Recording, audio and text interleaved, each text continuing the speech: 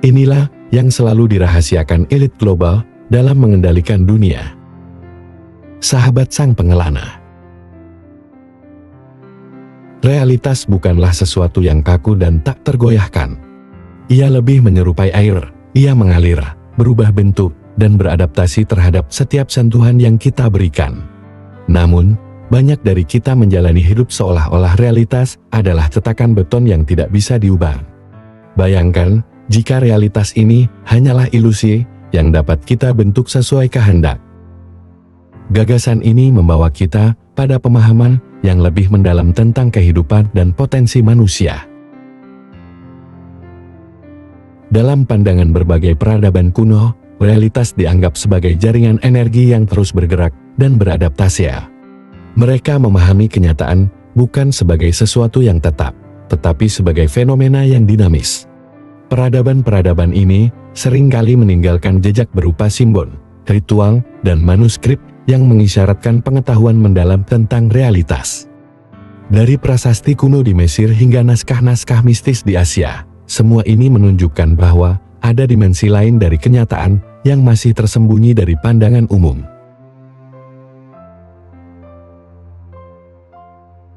Sejarah juga mencatat keberadaan kelompok-kelompok rahasia seperti Freemasons, Knights Templar, hingga Illuminati. Mereka dianggap sebagai penjaga pengetahuan kuno yang memberikan kemampuan untuk mengubah dunia sesuai kehendak mereka.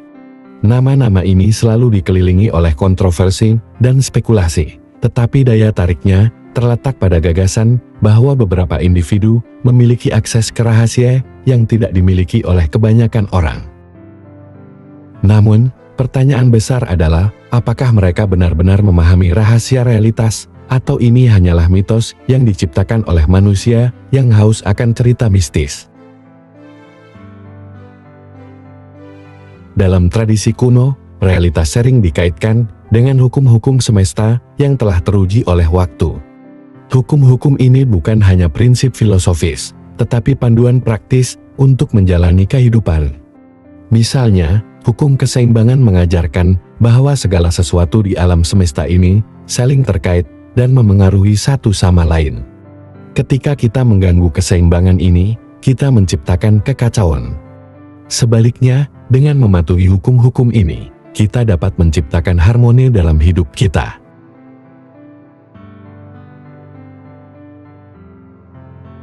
Namun, realitas modern seringkali mengaburkan pemahaman ini. Kita terjebak dalam rutinitas dan tekanan teknologi tanpa benar-benar memahami hakikat dari keberadaan kita. Konsep manipulasi realitas sering membawa kita pada pertanyaan filosofis. Siapa yang sebenarnya mengendalikan kehidupan kita? Apakah kita adalah aktor utama dalam cerita kita sendiri, atau hanya bidak dalam permainan yang lebih besar? Jawabannya tergantung pada sejauh mana kita memahami dan menerapkan hukum-hukum semesta dalam kehidupan kita sehari-hari.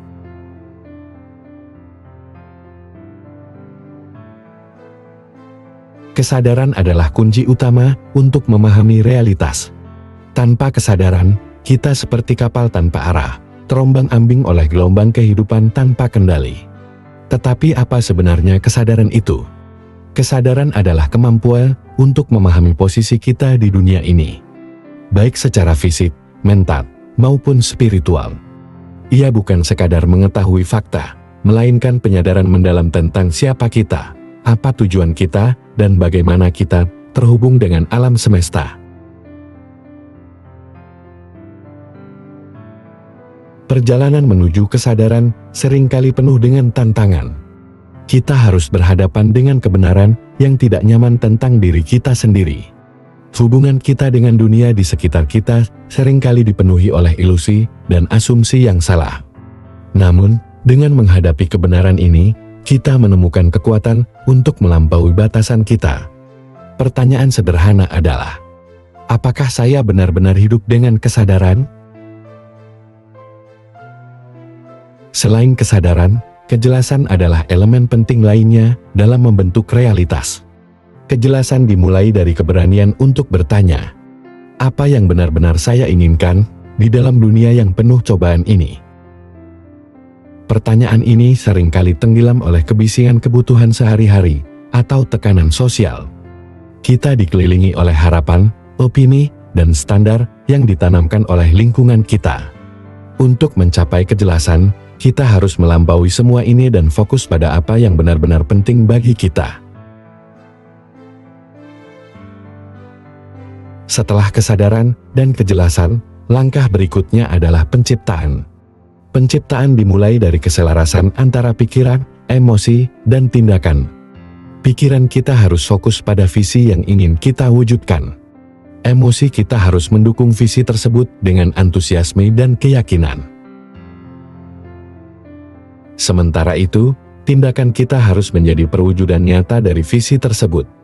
Keselarasan ini menciptakan resonansi yang kuat dengan alam semesta, menarik peluang dan sumber daya yang diperlukan untuk mewujudkan keinginan kita.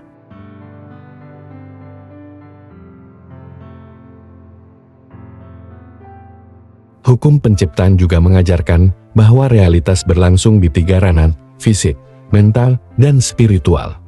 Ranah fisik adalah tempat kita bertindak dan bekerja.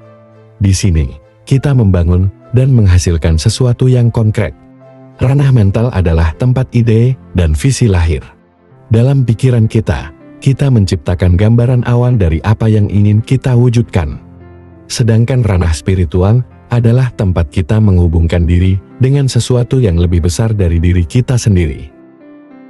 Dengan menyelaraskan ketiga ranah ini, kita menciptakan fondasi yang kuat untuk mewujudkan realitas yang kita inginkan. Namun, perjalanan penciptaan tidak selalu mudah. Kita sering menghadapi rintangan, baik dari dalam diri kita sendiri maupun dari lingkungan sekitar. Keraguan dan ketakutan adalah musuh terbesar yang seringkali menghalangi kita untuk mencapai potensi penuh kita. Hukum keseimbangan mengajarkan bahwa untuk mengatasi rintangan ini, kita harus belajar untuk melepaskan dan menyerahkan hasilnya kepada alam semesta. Penyelarasan antara usaha dan penerimaan adalah kunci untuk menciptakan realitas yang harmonis. Dalam setiap aspek kehidupan, keseimbangan adalah elemen penting. Ia adalah tali tipis yang kita pijak di antara usaha dan penerimaan, antara tindakan dan renungan. Namun, seringkali tantangan terbesar bukanlah apa yang ada di luar diri kita, melainkan apa yang ada di dalam diri kita. Keraguan, ketakutan, dan asumsi yang salah seringkali menjadi penghalang utama. Dengan menghadapi dan mengatasi hambatan-hambatan ini, kita dapat membuka potensi sejati kita.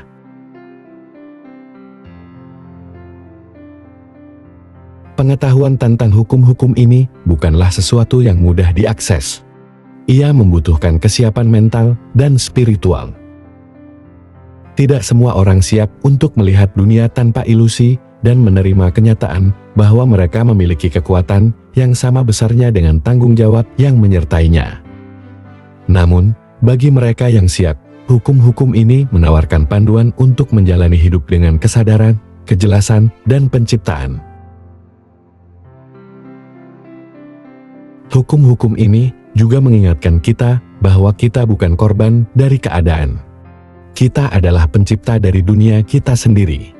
Dengan memahami dan menerapkan hukum-hukum ini, kita dapat mengambil kendali penuh atas realitas kita. Kita dapat menciptakan bukan hanya untuk diri kita sendiri, tetapi juga untuk dunia di sekitar kita.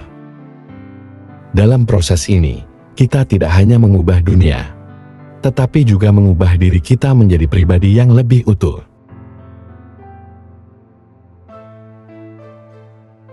Realitas adalah kanvas kosong yang menunggu untuk diwarnai oleh tangan kita. Setiap pilihan yang kita buat, setiap tindakan yang kita ambil, menciptakan goresan di kanvas ini. Dunia ini penuh dengan potensi, tetapi hanya mereka yang memiliki keberanian untuk bermimpi dan bertindak yang dapat mengubahnya menjadi kenyataan. Jadi, apakah Anda siap untuk mengambil kendali penuh atas hidup Anda? Apakah Anda siap untuk menjadi pencipta dalam dunia yang penuh dengan kemungkinan ini? Jika ya, langkah pertama Anda adalah sederhana namun mendalam, yaitu percaya bahwa Anda mampu. Dunia menunggu untuk dibentuk oleh tangan Anda. Dengan kesadaran, kejelasan, dan penciptaan, Anda dapat menciptakan kehidupan yang tidak hanya memuaskan keinginan Anda, tetapi juga selaras dengan jiwa Anda.